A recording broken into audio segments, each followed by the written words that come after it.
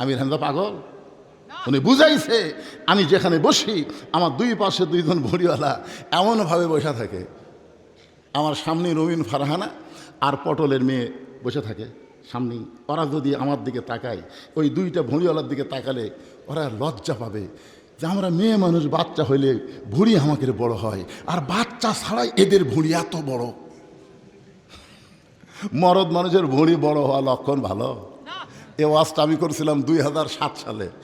দুই নেতা কোলাকুলি করবার গেছে, বুকের সাথে বুক থাকে না, পেটের সাথে পেট থাকে। আসলে কোলাকুলির সময় কি ঠেকান লাগবে? কাঁধের সাথে কাঁধ মিলান লাগবে, কিন্তু এত বড় পেট, বুঝলেন? এই পেটের সাথে পেট থাকে।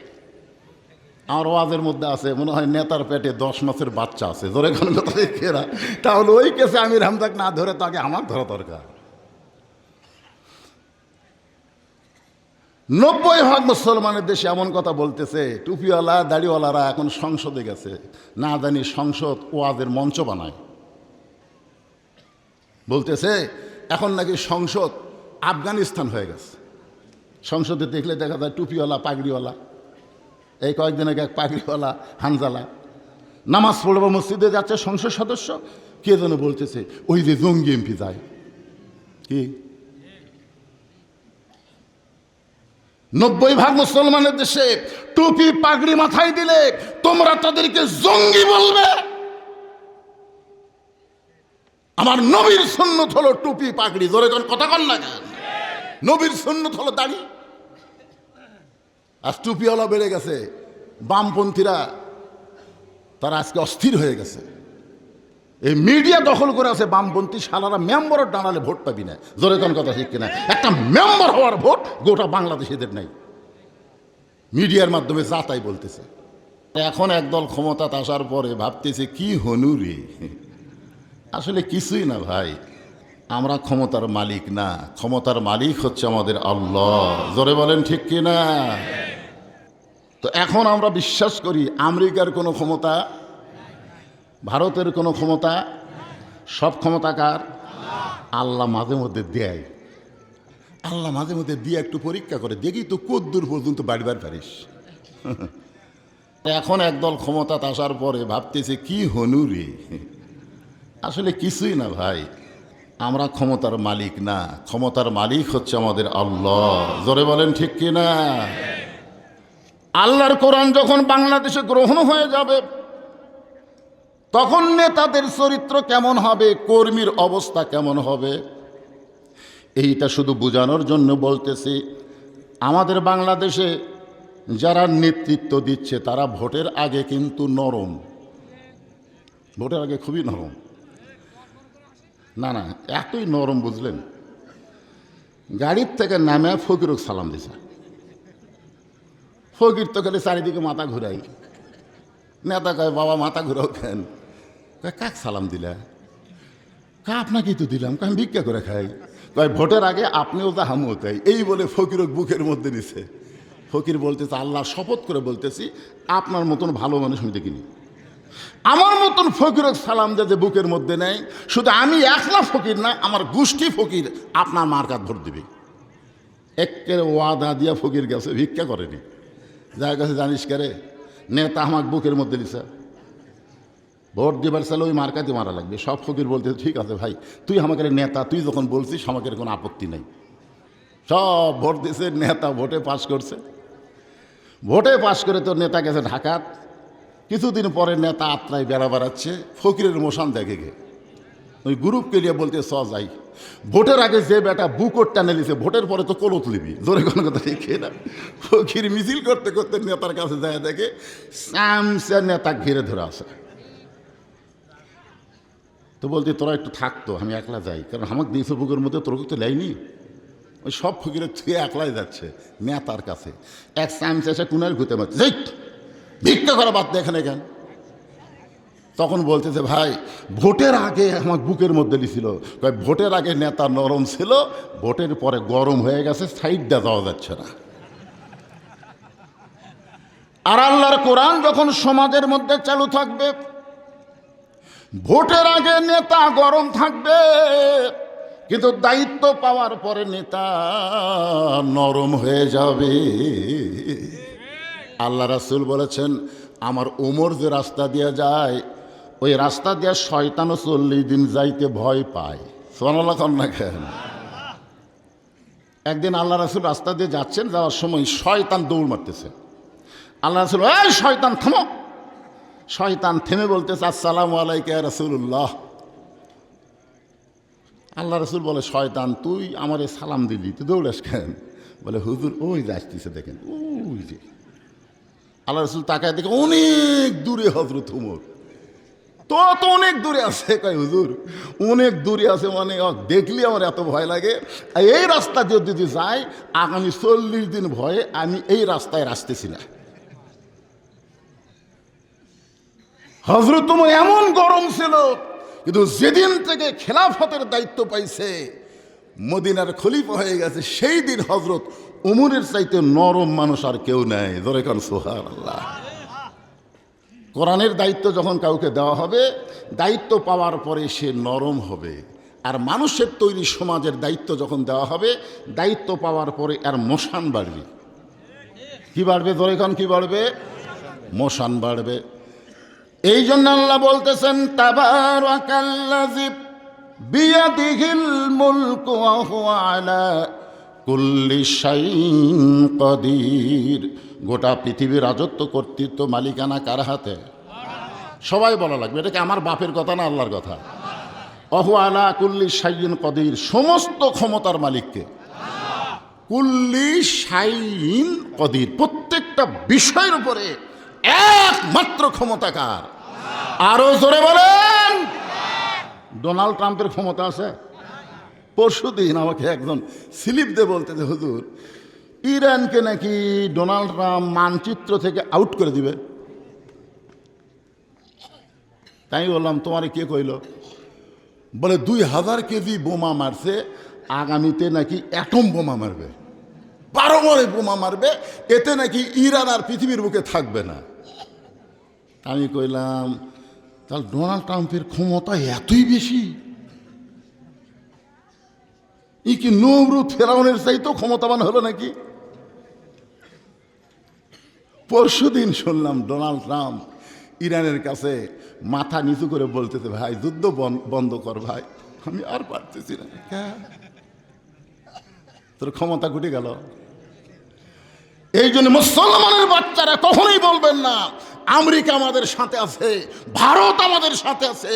ঈমান নিয়ে বলতে হবে আল্লাহ আমাদের সঙ্গে আছে। জোরে গান কথা ঠিক না? আমেরিকার কোনো ক্ষমতা নাই, ভারতের কোনো ক্ষমতা নেই। এমনকি এ কথাও বলা যাবে না আবার এই সাইড বন্ধ হলো, এই সাইড আবার গল্প মারতেছে। এগুলো কয় সাইড বসাছেন?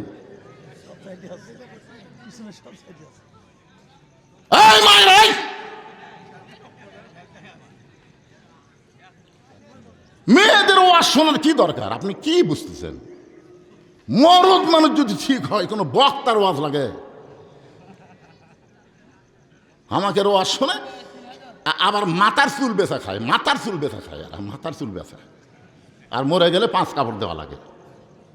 যে মেয়ে মানুষ বাঁচে থাকতে মাথার চুল বেচা খায়, মরার পরে ওর মাথা বান্ধা লাভ কি? মায়েরা শোনেন, আপনাকে জোরে কোরআন তেলাওয়াত করাও জায়েজ নাই, আর আপনার গল্প মারতেছেন, এখান থেকে বক্তা শুনবার পাচ্ছে, ভালোই সব কামাই করতেছেন। একেবারে জবান বন্ধ করেন। যদি বন্ধ না করেন, সমস্ত ক্ষমতার মালিককে আল্লাহ বন্ধ করে দিবে, আল্লাহ দিবে। তো এখন আমরা বিশ্বাস করি আমেরিকার কোনো ক্ষমতা, ভারতের কোনো ক্ষমতা, সব ক্ষমতা কার? আল্লাহ মাঝে মধ্যে দেয়। আল্লাহ মাঝে মধ্যে দিয়ে একটু পরীক্ষা করে, দেখি তো কদ্দূর পর্যন্ত বাড়িবার পারিস। এই জন্য ভাইজান, সূরা মুলকের 2টা আয়াত আপনাদের সামনে একটা আলোচনা করব। বর্তমান বিশ্বের প্রেক্ষাপটকে সামনে নিয়ে আমাদের অন্তরে কোনো শান্তি নেই। আমি যেখানে ওয়াজ করবার যাই, কমপক্ষে 200-300 মোটর সাইকেল একটা জায়গা লাগে রাখার জন্যে, কিন্তু কিছুদিন হলে দেখতেছি যেখানেই যাচ্ছি মোটর সাইকেলওয়ালারা নাই। তাহলে একটা করে মোটর সাইকেল, মানে স্বামী স্ত্রী 2 জনে আছে, বউকে পর্দার মধ্যে থেকে ওই আমার সামনে বসে, কিন্তু একটাও নেই। তার মানে কি বোঝা গেল? তেল নাই। কিছুদিন পরে দেখবেন কারেন্ট নাই, কিছুদিন পরে দেখবেন এটা নাই সেটা নাই, তো আমরা নাইয়ের মধ্যে থাকবো কেন? আল্লাহ যেখানে বলেছেন স্পষ্ট করে, ফালিয়াবুদু রাব্বা হাযাল বাইত আল্লাযী আত'আমাহুম মিন জু'ইন ওয়া আমানাহুম মিন খাউফ, ওই ঘরের মালিকের তোমরা গোলাম হও, তোমাদের কোনো রিজিকের পেরেশানি থাকবে না, তোমাদের কোনো ভয় ভীতি থাকবে না। রিজিকের দায়িত্ব আল্লাহর হাতে, সমস্ত নিরাপত্তা আল্লাহ আমাদেরকে দিয়ে দিবে। কোনো অ্যাটম বোম, কোনো পারমাণবিক বোম মুসলমানের পশমের ক্ষতি করতে পারবে না। জোরে কর কথা, ঠিক করে কথা বলেন। নমরুদের আগুনের চুলা যদি শান্তির বাগান হয়, আমাদের সে আল্লাহ এখন আছে না নাই? এই জন্য সবাই বিশ্বাস করব ক্ষমতার মালিককে, খালি মাঝে মাঝে না, সকল বিষয়ে, সকল বিষয়ে। এরপর আল্লাহ বললেন, আল্লাযী খলাকাল মাউতা ওয়াল লিয়াবলুয়াকুম আইয়ুকুম আহসানু আমালান ওয়া হুয়াল আজিজুল গফুর। আল্লাহ বললেন, জিবরাইল জান্নাত যখন আর দেখবা না, তাহলে জান্নাত থেকে বের হও। মনে আছে না, ভুলে গেছেন? বের হও। তো জিবরাইল বলতেছে, আল্লাহ বার তো হবই, কিন্তু বের হওয়ার আগে আপনাকে একটা প্রশ্ন করব। আল্লাহ বলে, কি প্রশ্ন? বলে, যাদের জন্য এত বড় জান্নাত আপনি বানাইছেন, যাদের জন্য, যে মানুষ বান্দার জন্য বানাইছেন, এরা জীবনেও জান্নাত দেখে শেষ করবার পারবি না। আমি আলোর চাইতে বেশি গতি নিয়ে দুনিয়ার 1 বছরে কয় আনা দেখছি? তাহলে আরো 15 আনা। তাহলে ওরা দেখবে কেমনে? ওরা তো আর আমার মতন উড়ে উড়া যায় না, ওরা হেঁটে হেঁটে যায়। তাহলে এরা জীবনেও জান্নাত দেখে শেষ করতে পারবে না, খামাখা এত বড় জান্নাত বানাচ্ছেন। আল্লাহ বলে, জিবরাইল, আমার বান্দা বান্দিরা জান্নাত কেমনে দেখবে যদি জানবার চাও, আগামী জুমার দিনে, খুব খেয়াল করবেন, আগামী জুমার দিনে মুয়াজ্জিন যখন জুমার নামাজের আজান দেবে, ওই আজান শোনার সঙ্গে সঙ্গে যেই মুসল্লি মসজিদের মধ্যে পা দেবে, তাকে জিজ্ঞাসা করলেই তুমি জানতে পারবে এত বড় জান্নাত আমার বান্দারা কেমনে দেখবে। জোরে কেন সুবহানাল্লাহ। কোন দিন? 7 দিনের মধ্যে জুমার দিনের গুরুত্ব কম না বেশি? হ্যাঁ, আল্লাহ তাআলা বলেছেন, ইযা নুদিয়া লিস-সালাতি মিন ইয়াউমিল জুমআ ফাসআউ ইলা যিকরিল্লাহ। তো আগামী জুমার দিনে আজান দেওয়ার পরে কে ঢোকে এটা আমরা শুনবো। তার আগে যেটা বলতেছি, লিয়াবলুয়াকুম, তোমাদের পরীক্ষা করা হবে, আইয়ুকুম আহসানু আমালা, সুন্দর আমল। আমরা যারা এখন আছি, আমরা সবাই সুন্দর আমল করতে চাই। যখন সুন্দর আমল করতে, কিন্তু সুন্দর আমল করার পরিবেশ যদি না থাকে, সুন্দর আমল কেমনে করবেন বুঝানোর জন্য বলতেছি। গভীর রাত্রে হযরত ওমর মদিনার অলিগলি ঘুরতেছেন, হঠাৎ দেখতে পায় তাঁবুর বাইরে একটা পুরুষ মানুষ অস্থির হয়ে ঘুরতেছে। একবার উত্তরে যায়, একবার দক্ষিণে যায়। ওমর ফারুক চিন্তায় পড়ে গেলেন, তাঁবুর বাইরে একটা পুরুষ মানুষ এরকম অস্থির যদি হয়, কারণ পুরুষ মানুষ যখন অস্থির হবে, ওই সমাজের মধ্যে অশান্তি শুরু হবে। পুরুষ মানুষ বর্তমানে কি স্থির না অস্থির? আমাদের এলাকায় আলু টালু লাগাচ্ছে, দাম পাচ্ছে না, ধান আবাদ করতেছে, বেচবার যায়, টাকা নেই। পুরুষ মানুষ এখানে অস্থির হয়ে গেছে, মানে যেটা আবাদ করতেছে তারই দাম পাচ্ছে না, একটা অস্থির ভাব। ওমর ফারুক দেখলেন তাঁবুর বাহিরে একটা পুরুষ মানুষ অস্থির হয়ে এখানে উত্তরে যাচ্ছে, দক্ষিণ যাচ্ছে, উত্তরে যাচ্ছে, দক্ষিণে যাচ্ছে। ওমর ফারুকের উপরে আল্লাহ কিসের দায়িত্ব দিছে? খেলাফতের দায়িত্ব। ওমর ফারুক চিন্তা করলেন, অস্থির মানুষকে স্থির করার মাধ্যম কি?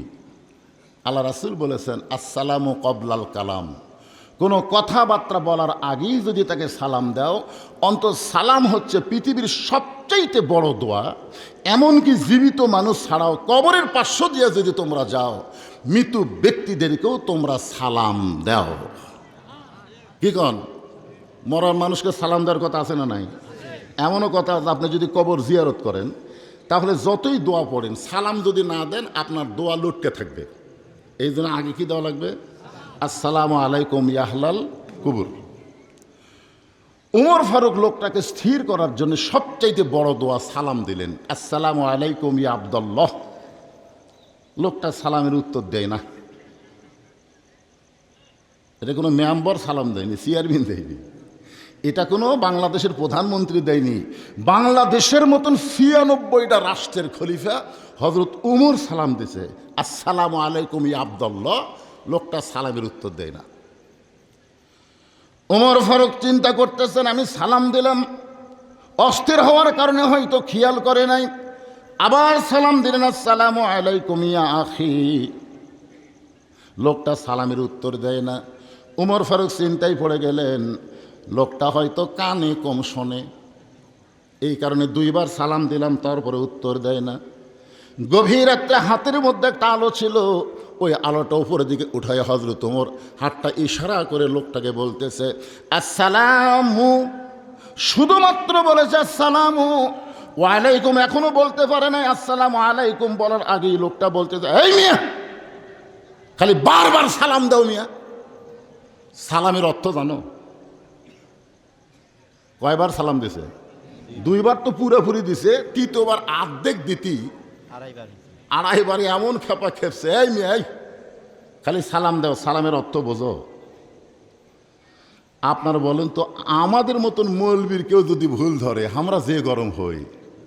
আর উমর ফারুক এমন একজন আলেম যার শানে, যার সম্মানে আল্লাহ তাআলা এই কোরআনে 23টা আয়াত নাজিল করেছে, বলেন সুবহানাল্লাহ। যে উমরের সম্মানে স্বয়ং আল্লাহ তাআলা কোরআনে 23টা আয়াত নাজিল করেছে। যে উমরের শানে রাসূল বলেছে, আমার পরে কেউ যদি নবী হতো লাউ কানা উমর। নবুয়তের দরজা বন্ধ হয়েছে বলে উমর নবী হওয়ার পারে নাই, কিন্তু নবী হওয়ার সব যোগ্যতা আল্লাহ উমরকে দান করেছে, বলেন সুবহানাল্লাহ।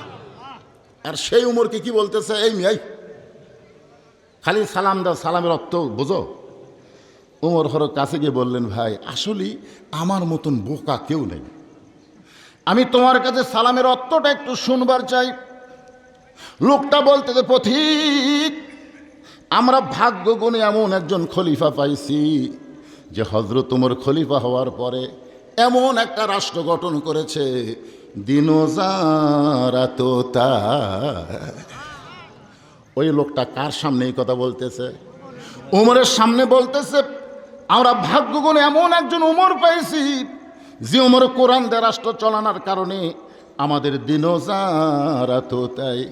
আমি আমার গর্ভবতী বউকে নিয়ে উমুক এলাকা থেকে এই গভীর রাত্রে আমি যাচ্ছিলাম উমুক এলাকায়, কিন্তু এই মাঝ রাস্তায় এসে আমার বউটার এত প্রসব ব্যথা বেড়ে গেছে, এমন প্রসব ব্যথা বেড়ে গেছে, আমি তাঁবু টাঙ্গাইয়া তাঁবুর ভিতর আমার বউটাকে রেখে আমি বাইরে অস্থির হয়ে ঘুরতেছি। এই বিপদে আমার করার কিছুই নাই, কারণ আমি একজন পুরুষ মানুষ, আমি আমার বউয়ের কি করব? আমি অস্থির হয়ে যখন ঘুরতেছি আর তুমি খালি সমানে সালাম মারতেছ। আমি যখন অস্থির তুমি তখন আমার সালাম দাও, তুমি আমাকে রহমতের দোয়া করো। আমার ভিতরে আগুন জ্বলতেছে আর তুমি কও আল্লাহ রহমত বর্ষিত হোক, শান্তি বসে। তুই জানো ওই তাঁবুর ভিতরে খবর জানো? আমি মরদ মানুষ, বাইরে ঘুরি, আর তুমি খালি সমানে সালাম দাও। ওমর ফারুক বললেন, ভাই আসলে মেয়ে মানুষ গর্ভবতী, প্রসব ব্যথায় যদি আক্রান্ত হয় তাহলে মরদ মানুষের করার কিছুই নেই, কিন্তু বর্তমানে আছে। আমাকে মেয়েগুলো এতই অধৈর্য হচ্ছে, এখন স্বামীগুলো মরদ ডাক্তারের কাছে নিয়ে গেছে, মরদ ডাক্তার লাইড়িয়ে সাইড়িয়ে সিজার করে দিচ্ছে, লাইড়িয়ে সাইড়িয়ে। আর ওই সিজার করার বাচ্চারা বের হচ্ছে, এরা মোবাইল ছাড়া এরকে কান্না থামতেছে না, এরা মোবাইল ছাড়া ভাতও খাচ্ছে না। জোরে কোন কথা ঠিক করে, একটা সিজার করা বাচ্চা স্থির না। ছোটবেলায় আমরা গান শুনতাম, আমি বহুদিন ওয়াজে গান গাইছি, মেয়ে মানুষেরা কানছেও আমার গান শুনে। কি বলবো প্রসবের কথা, মা বিনে সেই ব্যথা কেউ তো বুঝিবে না। মাজন ঠেকিয়া সন্তানের দায়, অকালে মা মারা যায়, কেন সে মায়ের ভক্তি করো না। এমন দরদি ভবে কেউ হবে না আমার মা, মা গো। ওমর ফারুক বললেন, ভাইজান তুমি অস্থির হয় না, টেনশন করো না। ইন্নাল্লাহা মা'আস সাবিরিন, ধৈর্যশীলদের সঙ্গে কে থাকে? তুমি একটু ধৈর্য ধরো ভাই। আমার বাড়িতে ভালো একটা ধাত্রী আছে, সুবহানাল্লাহ বলে। যেই লোকটা 3 বার সালাম দিছে, সালামের উত্তর দেয়নি, যে ব্যবহার করছে, আমাদের মতন লোক হলে ওর কান সারা সাইজ করতো। আর হযরত ওমর বলতেছেন, ভাইজান তুমি একটু ধৈর্য ধরো, আমার বাড়িতে ভালো ধাত্রী আছে, আমি এক দৌড়ে যাব, ওই ধাত্রীটাকে নিয়ে এসে তোমার বিবির প্রসব ব্যথা লাঘব করার চেষ্টা করবো ইনশাআল্লাহ। এই কথা বলে হযরত ওমর গভীর রাত্রে এক দৌড়ে বাড়ির দরজায়, আমি কিন্তু আপনাদের বুঝাবার চাচ্ছি, লিয়াবলুয়াকুম আইয়ুকুম আহসানু আমালা, এই আয়াতটাকে সামনে নিয়ে কথা বলতেছি। ওমর ফারুক এক দৌড়ে বাড়ির দরজায় গিয়ে বললেন, আব্দুল্লাহর মা। সঙ্গে সঙ্গে দরজা খুলে গেছে। সুবহানাল্লাহ কবেন না? গভীর রাত্রে হযরত ওমর শুধু বলছে আব্দুল্লাহর মা, সঙ্গে সঙ্গে দরজা খুলে গেছে। ওমর ফারুক বলে, বিবি আমি না হই খলিফার দায়িত্ব পায়া মানুষের দুঃখ কষ্ট নিজের চোখে দেখতেছি, ঘুমকে হারাম করে দিছি, কি তোমাকে ডাক দাও মাত্রই তুমি দরজা খুলে দিলে, তুমিও কি ঘুমাও না? ওর ফারুকের বউ বলে, স্বামী গো, যেদিন থেকে আপনি মানুষের দুঃখ কষ্ট নিজের চোখে দেখে বেড়ান, সেদিন থেকে রাত্রেবেলা আমি ঘুমাই না, সারা রাত দরজায় দাঁড়িয়ে আপনার নিরাপত্তার জন্য আল্লাহর কাছে দোয়া করি। ওমর ফারুক এক টানে বউকে বুকের মধ্যে নিয়ে কপালে একটা চুমা দিয়ে বলতেছে, তোমার মতন বউ যে ঘরে থাকবে, সেই নেতা কোনোদিন খারাপ হওয়ার সুযোগ পাবে না। এখান থেকে বোঝা গেল, বাংলাদেশে আমরা যদি নেতা ভালো চাই, নেতার বউ ভালো হওয়া দরকার। ধরে কারণ কথা ঠিক না? আপনাদের পার্শ্ববর্তী একটা থানা আছে, নাম হলো সিংড়া। পার্শ্ববর্তী না? সিংড়া। ওই উপজেলার একজন ছেলে ছিল, নাম হলো পলক। ফান্দে পড়িয়া পলক কান্দে রে, বইয়ের বুদ্ধি শুনে হায় হায়, বউ এখন কেনাডাত মজা মারতিছে, আর পলক এখন ওর 1000 কোটি টাকা মারা লাগবে কি? চিন্তা করে দেখেন, বউগুলা যদি ভালো হয়, পুরুষ মানুষ ভালো হতে বাধ্য। আজকে প্রত্যেকটা ঘরে ঘরে ভালো বউয়ের দরকার আছে না নাই? জোরে কোন আছে না নাই? ওমর ফারুক বউকে বুকের মধ্যে নিয়ে কপালে চুমা দিয়ে বললেন, আমি মনে করতাম আমি শুধু মানুষের দুঃখ কষ্ট নিজের চোখে দেখি আর তুমি আরামে ঘুম পাড়ো, কিন্তু আজকে জানতে পারলাম আমিও ঘুমাই না, তুমিও ঘুমা না, তুমি শুধু আমার নিরাপত্তার জন্যে কার কাছে দোয়া করো। আসলে নিরাপত্তা দেওয়ার মালিককে। ওমর ফারুক বললেন, বিবি তুমি কি জান্নাতে যাওয়ার চাও? খুব খেয়াল করে শুনবেন, মায়েরা যারা বসে আছেন। উমর ফারুকের বউ বলতেছে, আমি সব সময় দোয়া করি, আল্লাহুম্মা ইন্না নাসআলুকাল জান্নাতা ওয়া নাউযু বিকা মিনান নার।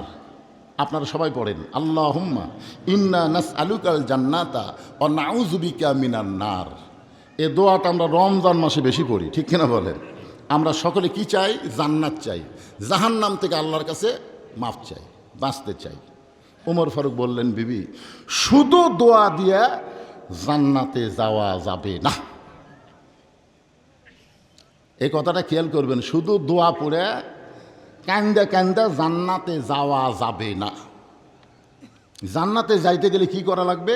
ওমর ফারুক বললেন, দোয়ার সাথে দাওয়া লাগবে। দোয়ার সাথে দাওয়া। আপনারা বলেন তো, দোয়ার সাথে দাওয়া কি? আল্লাহর ভালোবাসা না, দোয়ার সাথে দাওয়া একটু বুঝে। আমার ড্রাইভার আমাকে গেটে নামা দিয়ে বলতেছে, হুজুর আপনি বাসার যান, আমি গাড়ি সাইজ করতেছি। আমি খালি গেট খুলে যে বাসার দিকে যাবার চাচ্ছি, গেটের পাশেই আমার একটা আমের গাছের তলে 4টা কুত্তা ঘুম পাড়তেছিল। ওই গেটের ক্যাকু শব্দ শোনা 4 কুত্তা চেতন পায় খাও খাও করে আমাকে ধরলো। আসলে কুত্তা কিন্তু মুয়াজ্জিন আর হুজুর এই দুটো দেখতে পারতেছে না।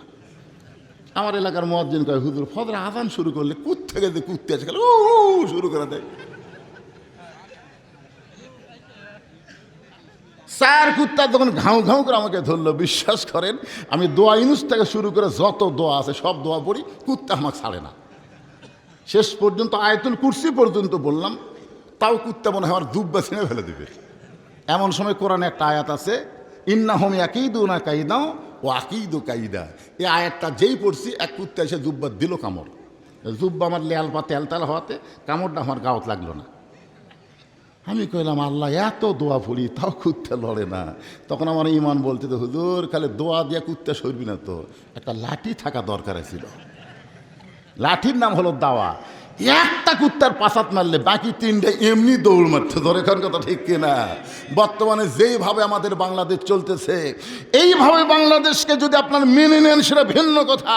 আর যদি সুন্দর পরিবেশ চান, শুধু দোয়া দেওয়া হবে না, দোয়ার সঙ্গে দাওয়াও লাগবে। ধরে খান কথা ঠিক কিনা? এই দুইটা হাত শুধু দোয়ার জন্যে না, এই দুইটা হাত কিন্তু অন্যায় দমনের জন্য লাঠি ধরারও হাত। কিন্তু আমরা খালি এটা শিখছি, কিন্তু এটা শিখিনি। কি মনে করতেছেন? ওমর ফারুক বললেন, বিবি শুধু দোয়া দিয়া জান্নাতে যাবার পারবা না, জান্নাতে যাইতে গেলে দাওয়া লাগবে। বউ বলে কি দাওয়া? ওমর ফারুক বললেন, একটা গর্ভবতী নারী তাঁবুর মধ্যে কান্নাকারি করতেছে, তার স্বামী অস্থির হয়ে বাহিরে ঘুরতেছে। ওই গর্ভবতী নারীটা প্রসব ব্যথায় বড় কষ্ট পায়। আমি এখন তোমাকে নিবারাইছি, তুমি তো ধাত্রী ভালো, তুমি কি আমার সঙ্গে যাবে? যা যা জিনিস লাগবে। ওমর ফারুকের বউ বললেন, আমার কোনো আপত্তি নাই। সোনাল্লাহ জোরে খান। অর্ধ জাহানের খলিফা হযরত ওমর তার বউকে ধাত্রী করে নিয়ে গভীর রাত্রে তাঁবুর অপর পৃষ্ঠা দিয়ে ঢুকায় দিস। কিছুক্ষণ পরে হযরত ওমরের বউ বলতেছে, আমির আল মুমিনিন, আপনার বন্ধুকে খবর দেন, আপনার বন্ধুকে খবর দেন, আপনার বন্ধুর বিবি বাচ্চা দুইটাই সুস্থ আছে। ওমর ফারুক খবর দিয়ে যায়, দেখে নাই। কে রে গেল কোথায়? রাতের অন্ধকারে হাতে সামান্য আলো ছিল, ওই আলোর দিন নিচের দিকে তাকায় দেখে লোকটা মাটিতে পড়ে থরথর করে কাঁপতেছে। ওমর ফারুক বললেন, ভাইজান আপনার বিবি এবং বাচ্চা দুইজন সুস্থ আছে, আপনি এভাবে পড়ে কেন কাঁপতেছেন? বলে, তাঁবুর মধ্যে যে বলল আমির আল মুমিনিন। আপনি তাহলে হযরত ওমর? আপনি আমাকে 3 বার সালাম দিলেন, আমি সালামের উত্তর দিলাম না। এত খারাপ ব্যবহার করার পরেও আপনি বউটা এনে ধাত্রী বানায়া আমার বউয়ের প্রসব ব্যথা লাঘব করলেন। আপনি কি সেই ওমর যে ওমর রাস্তা দেখলে শয়তান 40 দিন যায় না? আপনি কি সেই ওমর? ওমর ফারুক বললেন, লিয়াবলুয়াকুম আইয়ুকুম আহসানু আমালা। যখন কোরআন থেকে কাউকে দায়িত্ব দেওয়া হয়, যারা আল্লাহর কোরআনের সাম্রাজ্য কায়েম করতে চায়, তারা যখন খলিফার দায়িত্ব পায় তখন আগে গরম থাকলে দায়িত্ব পাওয়ার পরে তারা আর গরম থাকে না, তারা সবচাইতে নরম হয়ে যায়। ধরে কর সুবহানাল্লাহ। একটু মনোযোগ দিয়ে শুনবেন। আল্লাহ বললেন, খলাকাল মাউতা ওয়াল হায়াতা, মৃত্যু এবং হায়াতকে আমি সৃষ্টি করেছি লিয়াবলুয়াকুম, তোমাদের পরীক্ষার জন্যে। এখানে যত মানুষ আমরা বসে আছি ভাই, আল্লাহ কিন্তু এখানে বলতে পারতেন খলাকাল হায়াতা ওয়াল মাউতা। আল্লাহ বলতে পারতেন আগে হায়াত তারপরে মৃত্যু, কিন্তু আল্লাহ বললেন খলাকাল মাউতা ওয়াল হায়াতা। খুব খেয়াল করবেন, আগে আল্লাহ মৃত্যুর কথা বললেন, তারপরে হায়াতের কথা বললেন। কারণ কি বলেন? কি কারণ? আল্লাহ কি ভুল কথা? তা আমাদের কাছে তো আগে জীবন তারপরে মরণ, কিন্তু আল্লাহর কাছে আগে মরা তারপরে বাঁচা। এখানে আগে খলাকাল মাউতা বলে আল্লাহ আমাদের বুঝাইলেন মৃত্যু আমাদের অতি নিকটে। আপনারা বলেন তা মৃত্যু আমাদের কত নিকটে? এখান থেকে বাড়ি যাবার পারবেন, এই মাহফিল থেকে বাড়ি যাবার পারবেন, আপনার বাড়ি সবচাইতে কাছে। একটু দাঁড়ায় বলেন, হুজুর আমার বাড়ি সবচাইতে নিকটে, আমি বাড়িতে যাবার পারবই। একটা লোক দাঁড়ায় বলেন। তো এই সামান্য কথা যদি আপনি বলবার না পারেন যে আমার বাড়ি সবচাইতে নিকট, আমি বাড়িতে যাবার পারবই, এই কথা যদি বলবার না পারেন, তাহলে এত মোশান মারতেছেন কেন? মোশান বোঝেন? খলিফা হারুন রশিদের দরবারে একটা পাগল এসে কখনো কান্দে কখনো হাসে, কখনো কান্দে কখনো হাসে। পাগলের নাম হলো বাহলুল পাগল। উজির নাজির মন্ত্রীরা বিরক্ত হয়ে খলিফা হারুনকে বিচার দিছে, আমির আল মুমিনিন খলিফাতুল মুসলিমিন। এরকম পাগল ছাগল যদি রাজদরবারে আসে, রাজদরবারের সৌন্দর্য নষ্ট হয়ে যাবে। যেরকম রুমিন ফারহানা বিচার দিছে আমির হামজার বিরুদ্ধে, জোরে কোন কত ঠিক কিনা? কয়েকদিন আগে আপনারা সংসদে দেখেননি, রুমিন ফারহানা আমির হামজার বিরুদ্ধে বিচার দিল। আমির হামজা নাকি কইছে পেট বড়।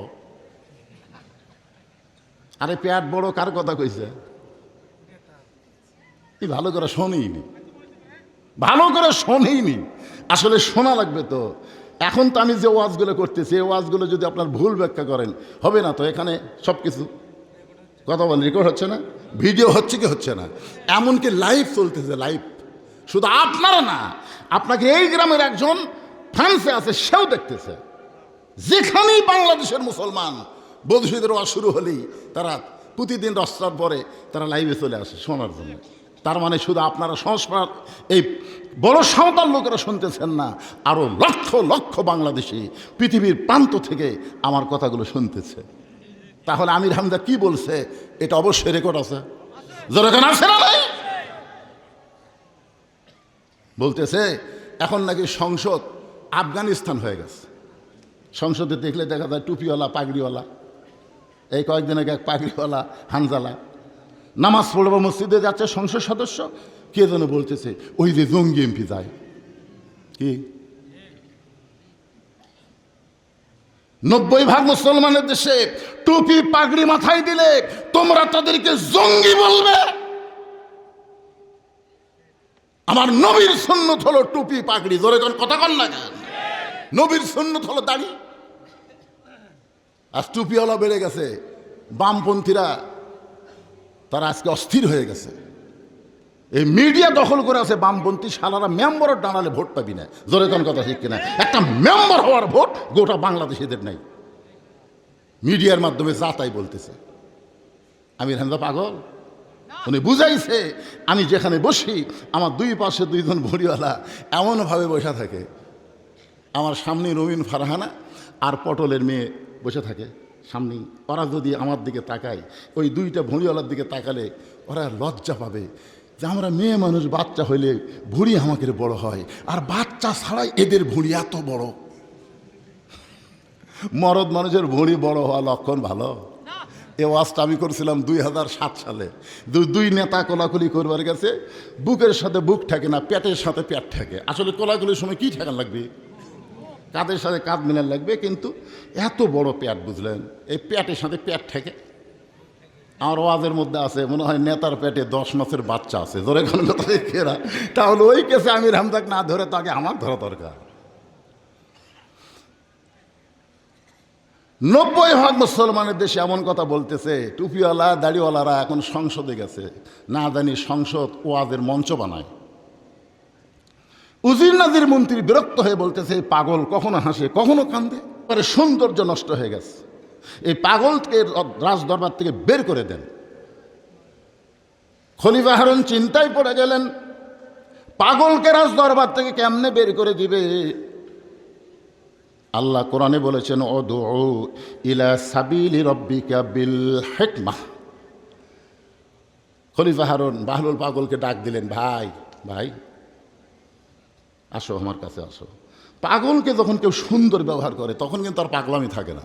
বিশ্বাস করেন, আপনাদের গ্রামে যদি পাগল আছে সবাই ঢাল বাতিতে ও করতেছে, তো পাগলামি বাড়বি ওর। আর আপনি যদি সুন্দরকে ডাক দেন ভাই, দেখবেন ওই আর পাগলামি করবেন। বাহলুল পাগল খলিফা হারুনের কাছে এসে বলতেছে, জাহাপনা আমাকে ডাকলেন, বলে ভাইজান আমার একটা কাজ আছে, এই কাজটা আপনি করে দিবেন। পাগল বলে আমার দ্বারা আপনি কি কাজ করে নেবেন? বলে আমার এই লাঠিটা নাও, এই লাঠিটা নিয়ে তোমার দায়িত্ব হলো তোমার চাইতে বোকা মানুষ যদি পাও তাহলে লাঠিটা তারে দিয়ে দিও। এই কাজটা আমি তোমাকে দিয়ে দিলাম। বাহলুল পাগল লাঠি নিয়ে বের হয়ে গেল। খলিফা হারুন বললেন, তোমরা টেনশন করো না, এই পাগলা আর কোনো দিন আসবে না। তো বলে জাহাপনা কেমনে? বলে এর চাইতে বোকা মানুষও খুঁজে পাবি না, লাঠি দেওয়ারও কাম শেষ হবি না। তো লাঠি দেওয়ার কাম না শেষ হলে কেমনে আসবে? আসলে এটাই। কয়েক বছর হয়ে গেল বাহলুল পাগল আর রাজ দরবারে আসে না, কয়েক বছর হয়ে গেল। উজির নাজির মন্ত্রীরা খুবই খুশি, পাগলের জ্বালা থেকে আমরা বাঁচে গেলাম। কিন্তু কয়েক বছর পরে খলিফা হারুন দুর্বল হয়ে যখন বিছনায় পড়ে যায়, এমন সময় বাহলুল পাগল লাঠি নিয়ে হাজির। খলিফা হারুন বলে, বাহলুল ভাই, এত বছর পর্যন্ত আপনার হাতে লাঠি, এখন পর্যন্ত বোকা মানুষ খুঁজে পাননি? বাহলুল পাগল বলে, যাবো না, আজ যেমন হয় পাওয়া যাবে। খলিফা হারুন বলে, পাগল হোসেন, আমি আপনি ছাড়া তো কেউ নাই, আমি আর তুমি ছাড়া কেউ নাই, তাহলে বোকা মানুষ কেমনে পাবা? এবার বাহলুল পাগল বলে, জাহাপনা, মনে কষ্ট নেবেন না, মনে করেন আপনি যে জায়গায় বসবাস করতেছেন এই জায়গার নাম কি? খলিফা হারুন বললেন, এই জায়গার নাম হলো বাগদাদ। বাহলুল পাগল বলে, 10 দিনের সফরে যদি আপনি মক্কায় যান, আপনি বলেন তো বাগদাদ থেকে মক্কায় 10 দিনের সফরে আপনি কেমনে যাবেন? খলিফা হারুন বলে, বাগদাদ হলো আমার চেনা, আর মক্কা হলো আমার অচেনা। চীনা শহর থেকে অচেনা শহরে 10 দিনের জন্য যদি রওনা দেই, তাহলে মাল সামানা জোগাড় করি তো রওনা দেওয়া লাগবে। বাহলুল পাগল বলে, জাহাপনা, এই দুনিয়ার একটা শহর থেকে আর একটা শহরে 10 দিনের সফরে যদি মাল সামানা জোগাড় করে রওনা দেন, এখনই যদি আপনার মৃত্যু হওয়ার পরে আখিরাতের বিশাল একটা জগতের সফর আপনার শুরু হবে। ওই জগতের জন্য কতটুকু মাল সামানা আপনি জোগাড় করেছেন? খলিফা হারুনের চোখ দিয়ে দর দর করে পানি পড়তেছে। বাহলুল পাগল বলে, জাহাপনা, কেন কাঁদতেছেন? খলিফা হারুন বলে, বাহলুল রে, এতদিন মনে করতাম তুমি পাগল, কিন্তু আজকে তোমার এমন প্রশ্ন সত্যি তো তাই। এখনই যদি আমার মৃত্যু হয়, ওই আখিরাতের জগতের জন্য তেমন কিছু মাল সামানা আমি জোগাড় করি নাই। বাহলুল পাগল বলে, জাহাপনা, তাহলে আপনার লাঠি আপনি নেন। এই দুনিয়াতে আসার পরে মৃত্যু তার সামনে আছে, এটা জানার পরেও আখিরাতের সম্বল যারা জোগাড় করে না, তারা হলো দুনিয়ার সব চাইতে বড় বোকা। আপনার বলেন তো, মৃত্যু আমাদের পিছনে না সামনে? তো আমাদের সামনেই মৃত্যু। এই জন্য আল্লাহ বলেছেন, খালাকাল মাউতা ওয়াল হায়াতা। আগে আল্লাহ মৃত্যুর কথা বলেছেন, মৃত্যুকে স্মরণ করো। ফজরের নামাজ পড়ার পরে জোহর পড়তে পারবে কিনা এই গ্যারান্টি তোমার জীবনে নাই। জোরে কোন কথা ঠিক কিনা? আপনি জোহর পড়েন, আসর পর্যন্ত বাঁচবেন, তার কোনো গ্যারান্টি নাই। মনে করতে হবে, এই নামাজ আমার জীবনের শেষ নামাজ। এই নামাজ যদি আমার জীবনের শেষ নামাজ হয়, তাহলে আপনি এত ঘড়ি দেখেন কেন? আপনি মসজিদের মধ্যে 5 মিনিট আগে যায় 10 বার ঘড়ি দেখলেন কেন? কি আপনি সময়ের খুবই গুরুত্ব দেন, তাই না? আপনি সময়ের খুবই গুরুত্ব। নিজের ঘড়ি দেখে হচ্ছে না, পরের ডেকে ভাই কত তো করছে, ভাই এখনো 2 মিনিট আছে রে। করছে, আজ ঘড়ি লড়তিছে না, আজ ঘড়ি লড়তিছে। নামাজ শেষ করে বড় সাঁতার চাষতলে যায়, ঘন্টার পর ঘন্টা আড্ডা মারতেছে, একবারও ঘড়ি দেখতেছে না, একবারও দেখতেছে না। আপনি জানেন এই নামাজ আপনার শেষ নামাজ হতে পারে। তো শেষ নামাজ যদি বিশ্বাস করেন, তাহলে কিভাবে নামাজ আদায় করা লাগবে প্রত্যেকটা নামাজিকে চিন্তা করার দরকার আছে না নাই? জোরে করা আছে না নাই? আল্লাহ কেন বললেন, কদ আফলাহা মান তাযাক্কা ওয়া যাকারা ইসমা রাব্বিহি ফাসাল্লা? আগেই নামাজ না, নামাজ পড়ার আগে তুমি তোমার অন্তরকে পবিত্র করো। মসজিদে ঢোকার সাথে সাথে তোমার মসজিদ যেন আল্লাহর ঘর কাবা পর্যন্ত তোমারে পৌঁছায় দেয়। আল্লাহর কাবা যেন তোমাকে বাইতুল মামুরের ভিতর দিয়া আল্লাহর আরশ পর্যন্ত তোমারে পৌঁছায় দিয়া আসসালাতু মেরাজুল মুমিনিন, নামাজ যেন তোমার জীবনে মেরাজ হয়ে যায়। ইমাম গাজ্জালি বলেছেন, কোন নামাজি ব্যক্তি মারা গেলে ওই ব্যক্তির কোনো টেনশন নাই, কারণ কবরে যাওয়ার পরই তো মুনকির নাকির আসবে। কি প্রশ্ন করবে, কয়তলা বাড়ি থিয়াচ্ছেন, কয়তলা, খালি বারবার কি দেখতেছেন ভাই? 6 তলার ভিত দিছি হুজুর, 4 তলা হসে, রড বার করে হুজুর দোয়া করবেন হুজুর, আর 2টা তালা যান বানাবার পারি হুজুর, আর 2টা তালা হলে আমার আর কোনো টেনশন নেই। কান্দের ফেরেশতাকে আল্লাহ, এর কান্দর থেকে আমরা কি লেখবো? এর কান্দর থেকে কি লেখবো? যার জন্য বাজেট হচ্ছে 9 তলা আর তাই দেখে 6 তলা। আপনার বলেন তো, আমাদের বাজেট কি 6 তলা না 9 তলা? তো 9 তলার জন্য কি চিন্তা করতেছেন? হ্যাঁ, কষ্ট দিচ্ছেন মনে? খলাকাল মাউতা ওয়াল হায়াতা লিয়াবলুয়াকুম আইয়ুকুম আহসানু আমালা। একটু মনোযোগ দিয়ে শুনতে হবে। যে কোনো মুহূর্তে আমাদের মৃত্যু হবে, যে কোনো মুহূর্তে। এখন ইমাম গাজ্জালী রহমতুল্লাহ আলাইহি বলেন, নামাজ নিয়ে তুমি যদি কবরে যাওয়ার পারো, ফজরের নামাজ পড়ে গেছো, জোহরের আগে তোমার মৃত্যু হলো, আবার জোহর পড়েছো আসরের আগে তোমার মৃত্যু হয়ে গেল, আবার আসরের নামাজ পড়েছো মাগরিবের আগে তোমার মৃত্যু হয়ে গেল। কবরে রাখার পরে সর্বপ্রথম দুইটা ফেরেশতা কবরে আসবে, তার নাম হলো মুনকির নাকির। কবরে এসে জিজ্ঞাসা করবে, মান রব্বুকা। রুহের জগতে জিজ্ঞাসা করেছে আল্লাহ। জোরে কন কে? আলাস্তু বিরব্বিকুম, আমি কি তোমাদের রব নই? আবার একই প্রশ্ন মুনকির নাকিরের মাধ্যমে আল্লাহ বলাতে, মান রব্বুকা, তোমার রবকে। আপনার কোয়া লাগবে আপনার নামাজ। আপনার নামাজ দাঁড়িয়ে যাবে। নামাজ দাঁড়িয়ে বলে, এই মুনকির নাকির, কাকে প্রশ্ন করতেছ? তো বলতেছে যাই শুয়ে আছে। নামাজ বলতেছে কেবল দুনিয়ার কষ্টের জীবন লাঘব করে, আর দুনিয়াও সিজনুল মুমিনিন, মুমিনদের জন্য দুনিয়া হলো জেলখানা। এই জেলখানার থেকে এসে কেবল কবরে আরামের একটু ঘুম দিছে, আর তোরা এসে কি শুরু করলি? তো কাছে না, আল্লাহ পাঠিয়ে দিতে আমাকে রক। মান রব্বুকা, রবকে। তা আমি কি? তোকে আমরা তো জানি না। আমি বললাম ওই ব্যক্তির নামাজ। যেই ব্যক্তি ঘুম পাড়তেছে ওই ব্যক্তির আমি নামাজ। আমি তোমাদের কাছে জানতে চাই, এই ব্যক্তি সারা জীবন কত ওয়াক্ত নামাজ পড়ছে, হিসাব দাও। মনে কিন্তু আমরা তো কত ওয়াক্ত পড়িস তার হিসাব জানি না। তো ওয়াক্তের হিসাবে জানিস না, তাহলে কত রাকাত? ওয়াক্তের হিসাব জানি না, রাকাতের হিসাব কেমনে জানবো? আরে পাগলা, এই লোকটাই, যে লোকটা শুয়ে আছে, এই লোকটা মসজিদের মধ্যে ঢুকেই নামাজের নিয়ত করে এরকম হাত বান্ধেই বলতো আলহামদুলিল্লাহি রব্বিল আলামিন। এই লোকটাই রে পাগলে, এই লোকটাই রুকুতে যায় বলতো সুবহান রব্বিয়াল আযীম। এই লোকটাই সেজদায় যায় বলতো সুবহান রব্বিয়াল আলা। তাহলে দুনিয়াতে এতবারে রব রব রব রব কইয়া আবার রব, এতবার রব রব কইয়া আসে আবার রব। মুরগির নাকির কা আল্লাহ, তোমার বান্দাকে মান রব্বুকা প্রশ্ন করার কারণে নামাজ যে খেপা খেপছে, আল্লাহ বলে যে নামাজ নে কবরে আছে, এর শুধু রব না, সব উত্তর হয়ে গেছে। জোরে বল সুবহানাল্লাহ। যুবকেরা, ও সোনার চান যুবকেরা, বুড়া বয়সে হজ করলে চলবি? আবার কয় না, জীবনে একবার হজ করা, বুড়া বয়সে।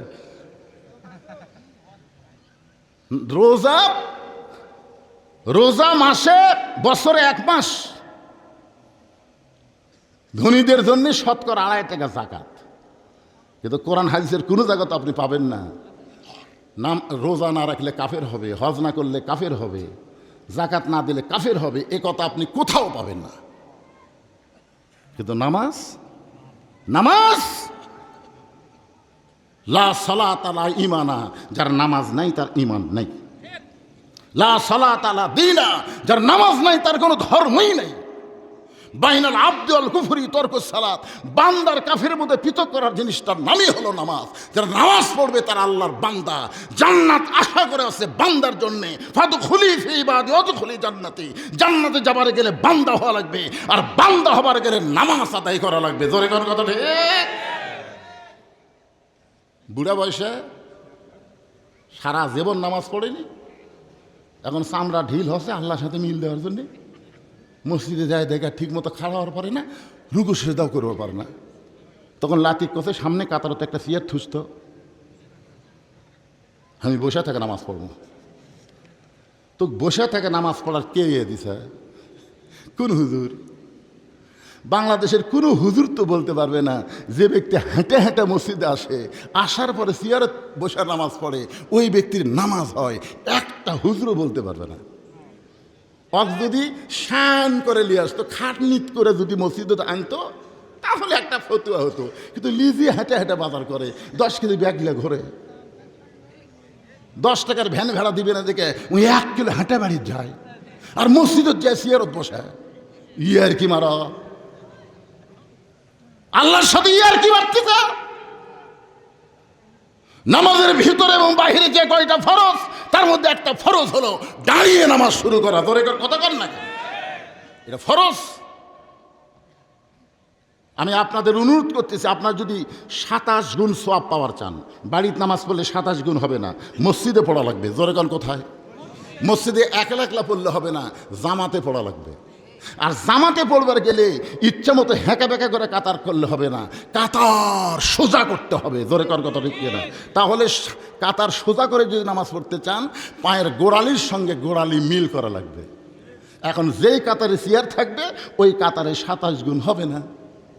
আপনি যদি বলেন আমি 1 গুণ নিব, তো চেয়ার থাক। আর যদি বলেন 27 গুণ নিব, তো চেয়ার আস্তে করে দ্বিতীয় কাতার দেওয়া লাগবে। দ্বিতীয় কাতারের লোকেরা যদি বলে আমরাও 27 গুণ নেব, তাহলে চেয়ার তৃতীয় কাতার যাবি। তৃতীয় কাতার লোকেরা যদি বলে আমরাও 27 গুণ নেব, চেয়ার চতুর্থ কাতার যাবি। চতুর্থ কাতারের লোকেরা যদি বলে আমরাও 27 গুণ, চেয়ার আস্তে আস্তে বারান্দাত এতিমের মতন পড়ে থাকবে। মসজিদের মধ্যে কোনো চেয়ারের জায়গা হবে না। কথা বলেন না কেন? লিয়াবলুয়াকুম, তোমাদের পরীক্ষা করা হবে। আইয়ুকুম আহসানু আমালা, সুন্দর আমলের পরীক্ষা। সুন্দর আমলের পরীক্ষা হলো মসজিদের মধ্যে কোনো চেয়ার চলবে না। এখন হয়তো আপনারা বলবেন হুজুর, আমি অসুস্থ মানুষ, অ্যাক্সিডেন্ট করে আমার হাত পাও সোজা হয় না, আমি কি করব? লা ইকাল্লিফুল্লাহু নাফসান ইল্লা উসাহা। আল্লাহ কোরআনে বলেছেন তোমার কষ্ট হবে, এমন কিছু আমি আল্লাহ তোমাকে সাফাই দেই নাই। তুমি সুস্থ থাকলে জামাত, আর সুস্থ না থাকলে জামাত পড়া লাগবে না। সবার জন্যে জামাতে নামাজ পড়া ওয়াজিব না। আমার কথা কি বুঝলেন? কারণ যে ব্যক্তি 60 বছর পর্যন্ত চাকরি করে, 70 বছর পর্যন্ত তার টেনশন করা লাগবে না। 60 বছর হয়ে গেলেই সরকার তাকে পেনশন দিয়ে দেবে। কেন পেনশন দেবে? তুমি যৌবন আমারে দিলা, বুড়া বয়সে তুমি চোখে দেখো না ঠিক মতো, কলম হাত পা এরকম থরথর করে কাঁপে। তুমি কোনো চিন্তা করো না, তুমি যৌবন সরকারের দেওয়ার কারণে সরকার তোমাকে মরা পর্যন্ত পেনশন ও বেতন দেবে। যে ব্যক্তি যৌবনে আল্লাহর 5 ওয়াক্ত নামাজ জামাত আদায় করবে, বুড়া বয়সে ঠিক মতো যদি নামাজ পড়বার নাও পারে, আল্লাহ যৌবনের সব পেনশনে তাকে দান করে দিবে। এই জন্য নামাজ 7 বছর থেকে তালিম দেওয়া লাগবে। কয় বছর? আর 10 বছর থেকে জোর করে নামাজ ধরা লাগবে। আপনার ছেলের হাতে এরকম মোবাইল আছে না নাই? কথা বলেন, আছে না নাই? আপনি বলেন তো, আপনার ছেলের হাতে এইরকম মোবাইল দিয়ে আপনার ছেলে ভালো থাকবে, গ্যারান্টি আছে? আছে, গ্যারান্টি আছে। ইন্না সালাতা তানহানিল ফাহশাই ওয়াল মুনকার, একমাত্র নামাজই পারে মানুষকে যাবতীয় ফাহিশা এবং খারাপি কাজ থেকে বাঁচাই দিতে। আপনি যদি আপনার ছেলেকে যেভাবেই হোক 5 ওয়াক্ত নামাজ ধরাতে পারেন, আপনার ছেলের হাতে মোবাইল থাকতে পারে, ওই ছেলে কোনোদিন অশ্লীল ভিডিও দেখবে না। কারণ দেখবার গেলেই ওর ঈমান বলবে কেউ না দেখলেও আল্লাহ দেখতেছে। জোরে বলেন কথা ঠিক কিনা?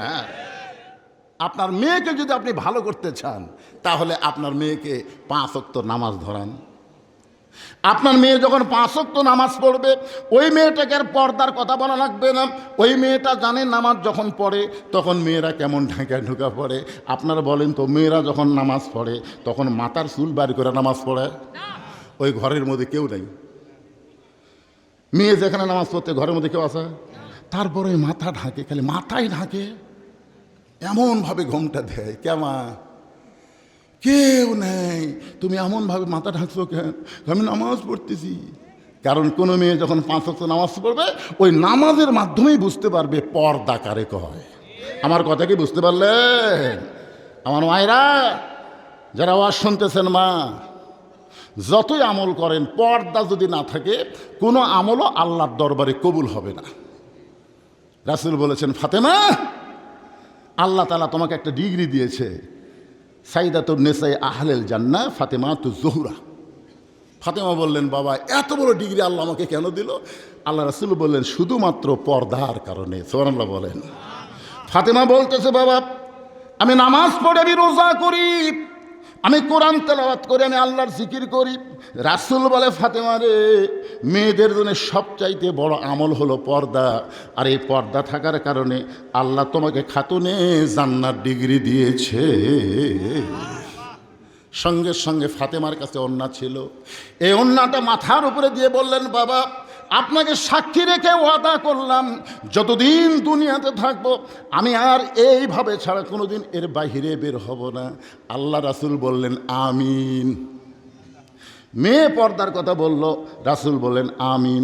আল্লাহ পর্দাকে এমন কবুল করেছেন, গভীর রাত্রে হযরত আলী শান নামাজ পড়ে ঘরের মধ্যে ঢুকে দেখে ফাতেমা চকিয়ার উপরে বসে কাঁদতেছে। আলী গোটা ঘর লক্ষ্য করে দেখে হাসান হোসেন ঘরের মধ্যে নেই। ফাতেমার নিকটে দাঁড়ায় দেখে ফাতেমার চোখের পানি গাল বয়ে বয়ে নিচের দিকে আসতেছে। হযরত আলী আস্তে করে হাতটা নিয়ে যায় ফাতেমার থুতুনির তলে যখন দিলেন, ওই ফাতেমার চোখের পানি হযরত আলীর হাতের মধ্যে পড়ে গেল। আলী নিজের চেহারার মধ্যে মালিশ করে বলতেছেন, ফাতেমা রে, হাসান হোসেন কোথায়? ও ফাতেমা, তুমি একা একা বসে বসে কাঁদতেছো, হাসান হোসেন কোন জায়গায়?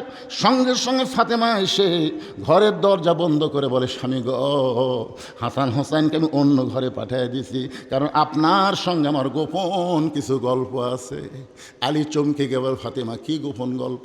ফাতেমা বলে, স্বামী, আমি সব সময় আল্লাহর কাছে দোয়া করেছি আল্লাহ যেন আমার দোয়া কবুল করে। এই মুহূর্তে আল্লাহ জানাইলো আল্লাহ তাআলা আমার দোয়া কবুল করেছে। আলী বলে, ফাতেমারে, দোয়া কবুল করা হলো আনন্দ, তুমি কেন কাঁদতেছো? ফাতেমা বলে, স্বামী কি দোয়া কবুল করেছে আল্লাহ, আপনি কি শুনবেন না? আলী বলে, ফাতেমা তাহলে বলো কি দোয়া কবুল করেছে? ফাতেমা বলতেছে, আল্লাহ তাআলা আমাকে পর্দার মধ্যে মৃত্যু দিবে। আলী থুতুনি ধরে কপালে চুমা দিয়ে বলে, পাগলি, যে সারা জীবন পর্দার মধ্যে থাকে তার মৃত্যু তো পর্দার ভিতরেই হবে। যে পর্দার মধ্যে থাকে তার মৃত্যু পর্দার ভিতরেই হবে। আর হামাকের গুলা পর্দার মধ্যেই থাকে না, তাও মরার পরে 5 কাপড় পায়। জোরে কোন কথা ঠিক কিনা? খালি 5 কাপড় পায়, খাটনি পর্যন্ত চাদর দিয়ে ঢাকে।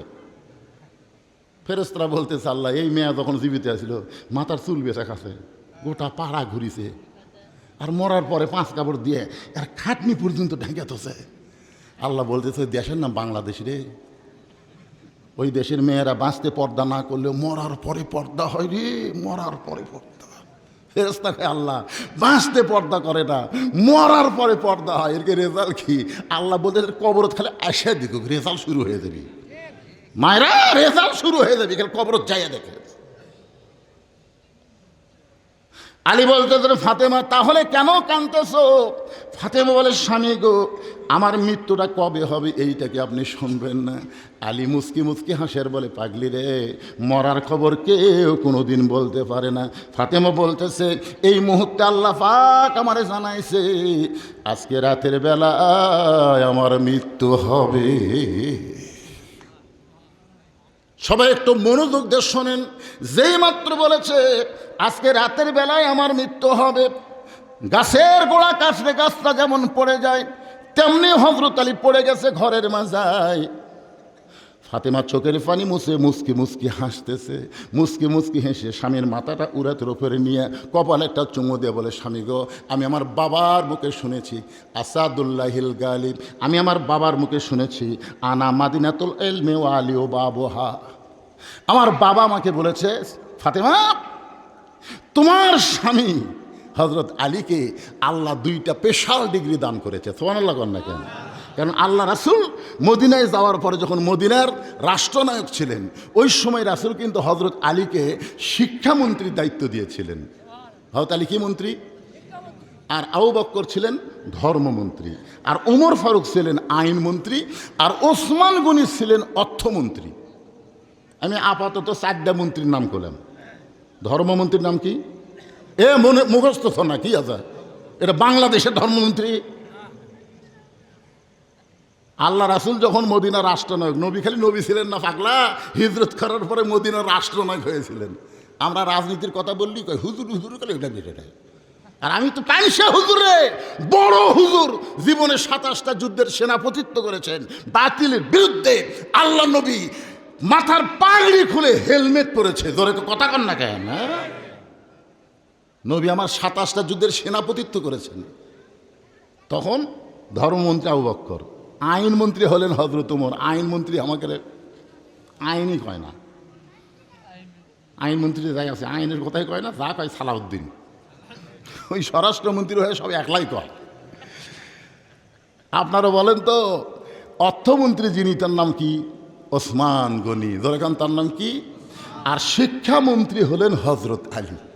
হযরত আলীর মতন মহামানব যখন শিক্ষামন্ত্রী হবি, তখন আগডম বাগডম ঘোড়াডম সাথে ঢাকঢোলক ঝাঁঝর বাজে। এই মিথ্যা শিক্ষা মুসলমানের বাংলাদেশে চলবি না। আপনারা কোন তো, এই যে আপনার বেটা পড়তেছে, আপনার বেটা ব্যাগ নিয়ে প্রাইমারি যাচ্ছে, আমার ছেলে প্রাইমারি পড়ে। কি বেড়া আইরাইটি না এ ভরা দিয়ে না গেল বল মাসে, তাই না দিকে ভোদর মাসে ভালোই পড়তেছে। ক্লাস 2 এর ছাত্র খাড়া হয়ে পেশাব করে। আমার গ্রামে একটা দিকে পেশাব দিয়ে 40 লিখছে। এই রে শয়তান হতে ভাই, এই সিদার করা মাল তো কি হবি। ওই পেশাব করতেছে যন্ত্র ধরে আগে 4 দিতে পরে 0 দিছে। আমি মাথার হাত দিয়ে করলাম, আল্লাহ এটা কোন যুগ রে। যেই বলছে এই মারছে দৌড়, আমি দৌড়ে গিয়ে সামনে দাঁড়ায় বললাম, কে রে কোন ক্লাসে পড়িস? তুই পড়িস চাষা। তো দাঁড়ায় পেশাব করলি, পেশাব দিয়ে 40 লিখলি, কেমনে পেশাব করা লাগে তোর স্যার তোকে শিখাইনি? বসে থাকে পেশাব করি পাগলা। স্যার যে কথা, প্রাইমারি পেশাবখানা যাই দিকে আমার স্যারই খারাপ হয় পেশাব করে, আর স্যারই বলে খারাপ হয় আমারে, তুই বসবি? আপনি মুসলমান, আপনার মাসুম বাচ্চাকে আপনি কি শিক্ষা দেওয়ার জন্য পাঠাচ্ছেন? এখানে এরকম একটা মাদ্রাসা থাকতে, সে মাদ্রাসা ওভারটেক করে আপনার ছেলে টুটু কোম্পানির ম্যানেজার হচ্ছে। করে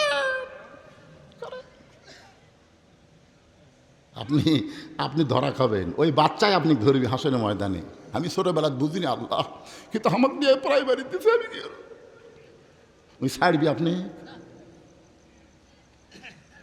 শিক্ষামন্ত্রী হযরত আলীর মতন হলে ঘোষণা করতো, খায়রুকুম মান তাআল্লামাল কুরআন ওয়া আল্লামাহ।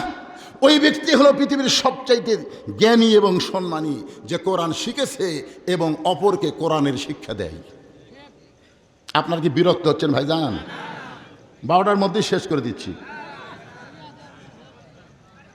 তো হোহা করেন না কেন? হোহা করেন না কেন?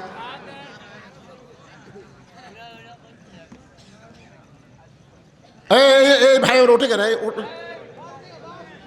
ও আমাকে আরো দেখার জন্য সাইজ আছে। ঠিক আছে ঠিক আছে, একটু মনোযোগ দিয়ে শোনেন। ফাতেমা মুচকি মুচকি হাসতেছে, যার কথা শুনে স্বামী কাঁদতে কাঁদতে পড়ে গেছে।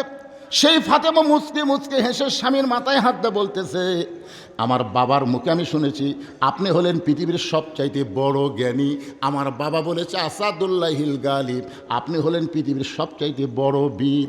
তাহলে বড় বীর, বড় জ্ঞানী ব্যক্তি হয়ে বইয়ের মৃত্যুর খবর শুনে এভাবে পড়বে কেন?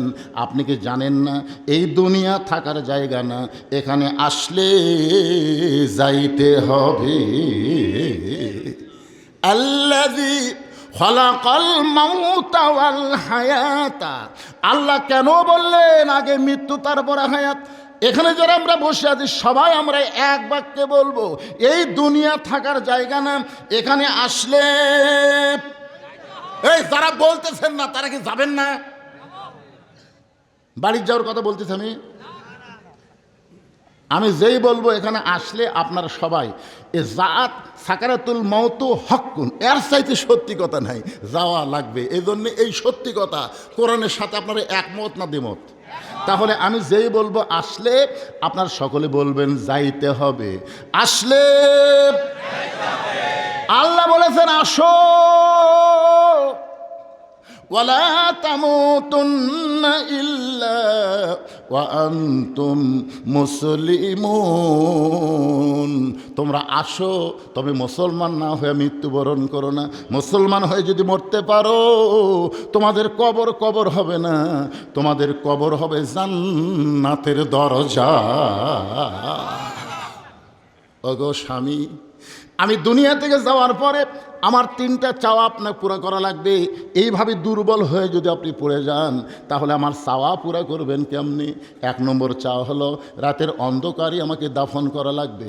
আমার মা বোনদের জন্য বলতেছি, মা একটু মনোযোগ দিয়ে শুনবেন। সারা জীবন পর্দা করলাম, দিনের বেলায় আমাকে কবর দেবেন, আমার পর্দার খিলাফ হবে। এই জন্য আমার 1 নম্বর চাওয়া হলো রাতের অন্ধকারেই আমাকে দাফন করা লাগবে।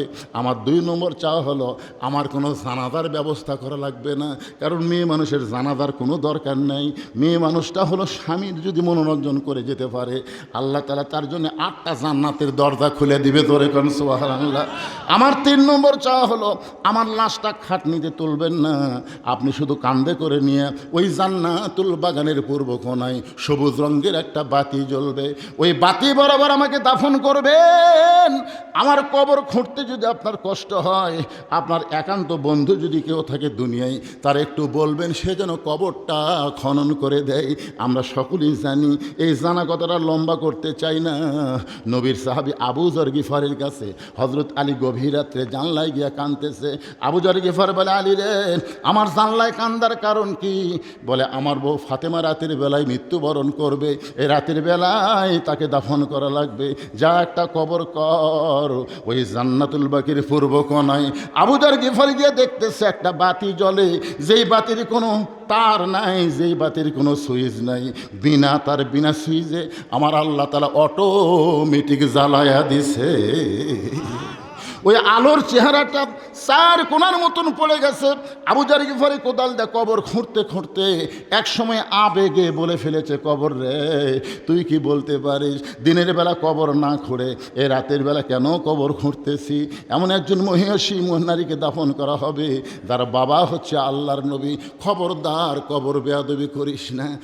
কোদাল দিয়ে কবর খুঁড়তে খুঁড়তে হঠাৎ এক সময় আবু যর গিফারি বলেছে, কবর রে, খবরদার বেয়াদবি করবি না। তার দুইটা সন্তান হলো জান্নাতি যুবকদের সর্দার, হাসান হোসেনের মাকে খবর দেওয়া হবে, খবরদার বেয়াদবি করবি না।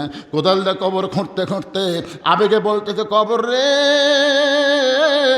তুই কি বলতে পারিস তোর মধ্যে এমন একজন মহিষী নারীকে দাফন করা হবে যার স্বামী হলো আসাদুল্লাহিল গালিব, খবরদার কবর বেয়াদবি করিস না। এই বলে আবার যখন কোদাল মারতে চায়, হঠাৎ কবরের ভিতর থেকে আওয়াজ আসতেছে, আবু যর, এই কবরকে সাবধান না করে যারা কবরের মধ্যে আসবে তাদেরকে সাবধান করবা।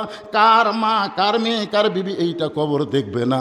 আমল যদি ভালো হয় কবর জান্নাতের বাগান হয়ে যাবে, আর আমল যদি খারাপ হয় কবর জাহান্নামের গর্ত হবে। গোটা দেহ থরথর করে কাঁপতে কাঁপতে কোদাল পড়ে গেছে। আবু যর গিফারি আর কবরস্থানে নাই। হযরত আলী ফাতেমাকে কবর দেওয়ার পরে চিন্তা করলেন, আবু যর গিফারি যাকে কবর খুঁড়তে দিলাম সে গেল কোন জায়গায়? ফজরের নামাজ পড়তে সে দেখে আবু যর গিফারি মসজিদ নববীর মধ্যে নেই। জোহরের সময় দেখে আবু যর গিফারি মসজিদের মধ্যে নেই। আসরের সময় আলী দেখতেছে আবু যর গিফারি মসজিদের মধ্যে নেই। গোটা দিন চলে গেল। আবু যর গিফারি তাহলে কোথায় গেছে? হযরত আলী চিন্তায় পড়ে গেলেন, আমার বন্ধু আবু যর গিফারি ফাতেমার কবর খুঁড়তে গিয়ে কোথায় পালায় গেল। এক সপ্তাহ চলে গেল, আবু যর গিফারি মদিনায় নাই। এক মাস চলে গেল, আবু যর গিফারি মদিনায় নাই। এক বছর চলে গেল। প্রত্যেকটা সাহাবী বলা বলি করল, আলী ভাই, তোমার বন্ধু আবু যর গিফারি আর আমরা দেখতে পাই না, সে এখন গেল কোন জায়গায়? আলীও দুঃখের কথা বলতে পারতেছে না যে আমার ফাতেমার কবর খুঁড়তে গিয়ে কোথায় পালাইলো। 2-3 বছর পরে আবু যর গিফারি যখন মদিনায় ফিরে আইছে, পাগলের মতন ঘুরতেছে। মদিনার বাচ্চারা পাগল বলে বলে তাকে পাথর মারতেছে, কখনো হাসতেছে কখনো কাঁদতেছে। ওই রাস্তা দিয়ে হযরত আলী যায়, যাওয়ার সময় বলে, রে বাচ্চারা কাকে মারতেছ? বলে, একটা পাগল, দেখেন কেমন চেহারা, উস্কো খুস্কো, কখনো হাসতেছে কখনো কাঁদতেছে। আলী আবু যর গিফারির সামনে গিয়ে দাঁড়ায় দেখে, কে রে, চুলগুলো সব বড় সড়ো, কেমন যেন চেহারা। একটু নিকটে গিয়ে আনজুরু বিনুরিল্লাহ তাকায় দেখে এইটার কেউ না, এইটা হলো আবু যর গিফারি। আবু যর গিফারির সামনে গিয়ে আলী কান্দের বেলা, আবু যর রে, গভীর রাত্রে আবার ফাতেমার কবর খুঁড়তে গিয়ে কোথায় পালাইলি ভাই? এত বছর তুই কোথায় ছিলি? বল তুই কোথায় ছিলি? আবু যর গিফারি কোনো কথাই বলে না। আলী বারবার বলতেছে, বল কোথায় ছিলি? বুকের মধ্যে নিয়ে বলতেছে, বল কোথায় ছিলি? আবু যর গিফারি শুধু মুখটা নড়ে, কি যেন বলবার চায়, চোখদার দর দর করে পানি পড়ে, কিন্তু বলে না। আর হযরত আলী আসাদুল্লাহিল গালিব এক টানে বুকের মধ্যে নিয়ে জোরে চাপাতে বলে, বল কোথায় ছিলি? আমার ফাতেমার কবর খুঁড়তে গিয়ে তুই কি পাইলি? তুই কেন সংসার বাদ দিয়ে পাগল হয়ে গেলি? আবু যর গিফারির মুখ দিয়ে জবান ফসকে বের হয়ে গেছে শুধু একটাই কথা, কবর কবর কবর। এই 3 বার কবর কবর কবর বলার পরে আলী দেখতেছে আবু যর গিফারির শরীরটা ওজন হয়ে যাচ্ছে। যেই মানুষটা আমার বুকের মধ্যে নিয়ে চেপে ধরলাম, এই মানুষটার শরীরে তো পাথরের মতন ওজন হয় কেন? আস্তে করে সাইরা দিছে, মাটির পড়ে হযরত আলী বুকের কাছে কানটা লেখা দেখ আবু জার গিফারি আর দুনিয়াতে নাই, শুধু কবর কবর কবর বলে নিছে বিদায়। কোলের মধ্যে নিয়ে কপালে একটা চুমো দে বলে, আবু জার কি দেখলি, কি বুঝলি ভাই, শুধু কবর কবর কবর বলে দুনিয়া থেকে বিদায় নিলি। চারিদিকে সাহাবের এসে বলে, আলী রে, কোন পাগলকে তোমার কোলে ঘুম পাড়াইতেছ? আলী বলতেছে, দেখে যায়, তোরা দেখে যা। নবীর সাহাবী আবু যর শুধু কবর কবর কবর বলে দুনিয়া থেকে বিদায় নিয়েছে। প্রত্যেকটা সাহাবী মাটিতে বসে মাটি হাত দিয়ে বলে, আল্লাহ, আমাদের সবাইকে কবরে যেতে হবে, কিন্তু যেদিন ডাক পড়িবে, কিন্তু যেদিন ডাক পড়িবে কবর মাঝে যাইতে, জোগাড় কিছু করছো বন্ধু তার মাঝে বিছাইতে।